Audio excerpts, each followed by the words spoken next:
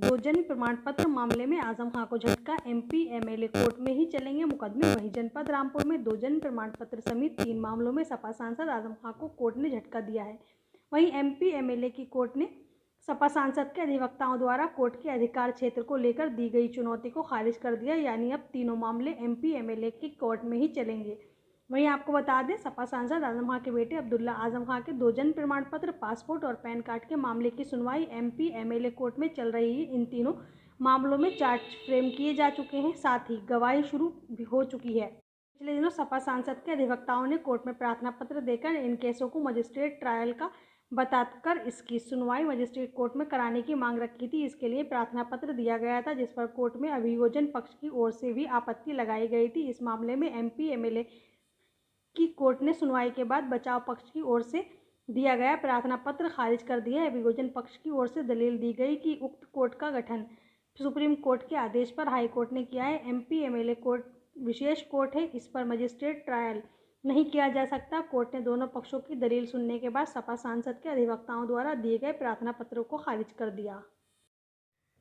विधायक डॉक्टर तंजीम फातिमा के हमसफर रिसोर्ट में बिजली चोरी के मामले में एक्सीएन की गवाही। वहीं जनपद रामपुर के सपा सांसद आजम खां की पत्नी शहर विधायक डॉक्टर तंजीम फातिमा के रिसोर्ट में बिजली चोरी के मुकदमे में सोमवार को दूसरी गवाही हुई। इस बार बिजली विभाग के अधिशासी अभियंता भीष्म सिंह की गवाही हुई। अब उनसे जिरा होगी। इसके लिए अदालत ने 30 अक्टूबर नियत की है। विधायक के खिलाफ शहर कोतवाली में 5 सितंबर 2019 में रिपोर्ट दर्ज की गई थी। आरोप है कि शहर विधायक के हमसफर रिसोर्ट में चोरी से बिजली जलाई जा रही थी, जब डोंगरपुर बिजली घर पर तैनात तत्कालीन जेई राहुल रंजन की ओर से रिपोर्ट दर्ज कराई गई थी। पुलिस ने इस मामले में विवेचना के बाद कोर्ट में चार्जशीट दाखिल कर दी थी, जिसकी सुनवाई एडीजे स्पेशल जज ईसी एक्ट की कोर्ट में चल रही है। मुकदमे में पिछली तारीख पर उपखंड अधिकारी प्रदीप कुमार की गवाही हुई थी।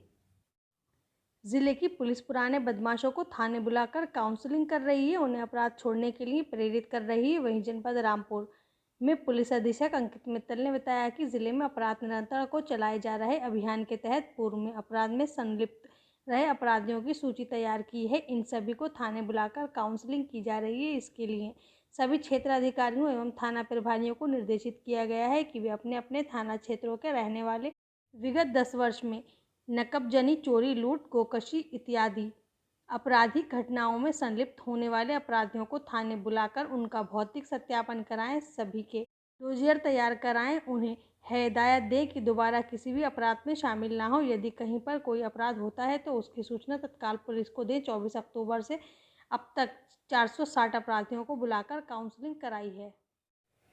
बाढ़ से फसलों को हुआ नुकसान, मुआवजे से मिलेगी राहत, पूर्व सांसद बेगम नूर बानो ने कहा। वहीं जनपद रामपुर में पूर्व सांसद बेगम नूर बानो ने मंडलायुक्त से की मुलाकात। पूर्व सांसद बेगम नूर बानो ने मुरादाबाद कमिश्नर अंजनी कुमार सिंह से मुलाकात की और ज्ञापन सौंपा, जिसमें उन्होंने कहा कि बाढ़ पीड़ित किसानों को मुआवजा देने की मांग की है।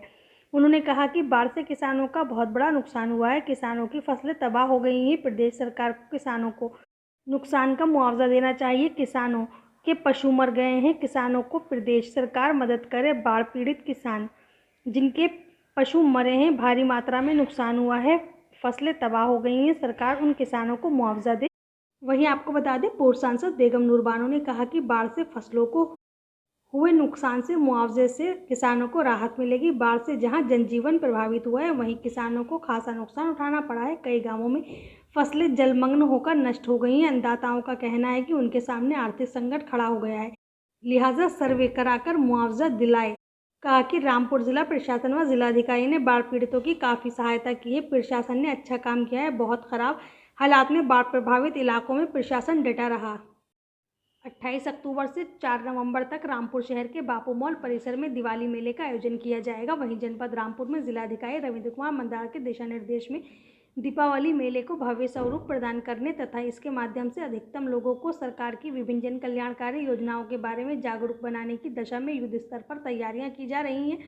वहीं आपको बता दें, शासन स्तर से दीपावली मेले का आयोजन करके स्ट्रीट वेंडर, पथ विक्रेताओं को अपनी सामग्री विक्रय करके अपनी आय अतिरिक्त रूप से बढ़ाने हेतु एक पंफलेट स्थानीय स्तर पर तैयार करने के उद्देश्य से आकर्षण मेले के आयोजन के माध्यम से उपलब्ध कराने के नज़रिए से दीपावली मेले आयोजित होंगे। सरकार का स्ट्रीट वेंडर्स के रोजगार को प्रोत्साहित करने पर विशेष जोर दिया जा रहा है। इसके लिए पीएम स्वनिधि योजना के अंतर्गत लोन भी मुहैया कराया गया है ताकि वे कोरोना काल के दौरान प्रभावित अपने रोजगार को पुनः स्थापित कर सकें तथा इसके लिए उन्हें आर्थिक समस्याओं का सामना न करना पड़े।